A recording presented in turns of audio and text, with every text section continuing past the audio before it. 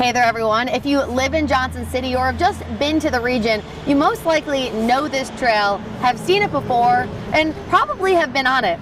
It's the Tweetsie Trail right here in Johnson City. Now we're starting on the entrance at Alabama and Legion Street. Now, one of the first things that you're going to notice when you walk through this entrance here are these rail lines that we're walking through right here in the middle. Now, there's actually a pretty significant reason why they're here. Well, the Tweetsie was a narrow gauge railroad, and so we've left the width of the rail to give people an idea what trains drove on it back then. So just a little past the entrance, you're going to run into these signs here. The first tells the story of the Tweetsie Trail, and we'll get to that in just a minute. But the second sign here is actually the map of the entire path. Now this is a Rails to Trails project, and once it's finished, it's going to be about 10 miles long, making it the largest in Tennessee. So a lot of things to know here about this Tweetsie Trail, and a lot to know about the history behind it as well. When the rail company came in and we finally purchased, they took the rails and then came and took the cross ties up.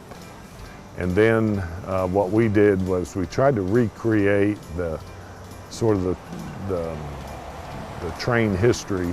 And so you see a lot of cross ties used to designate roads. We used the old railroad sign for the Tweetsie Trail, and you'll see that around. Okay, so one thing that you're probably going to notice when you're out on this trail are there people of all walks of life. You've got runners, you've got hikers, you've got dog walkers and bikers and joggers. Anybody can come on this trail and just take a leisurely stroll. It's a beautiful walk, and again, it's a there and back trail, so whenever you want to turn around, just turn around. This trail full of beautiful sights, not even a quarter mile away from the entrance. And look at these incredible rocks here. So it may be a pretty flat trail, but your eyes, they're never going to get bored.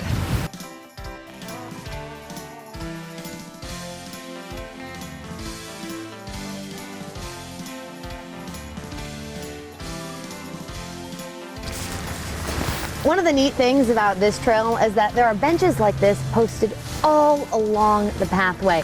So it doesn't matter how old or young or fit or not fit, if you're in my case and you want to come and do this trail, there's always going to be places for you to sit and rest and take a little sip of water before you continue on that trek.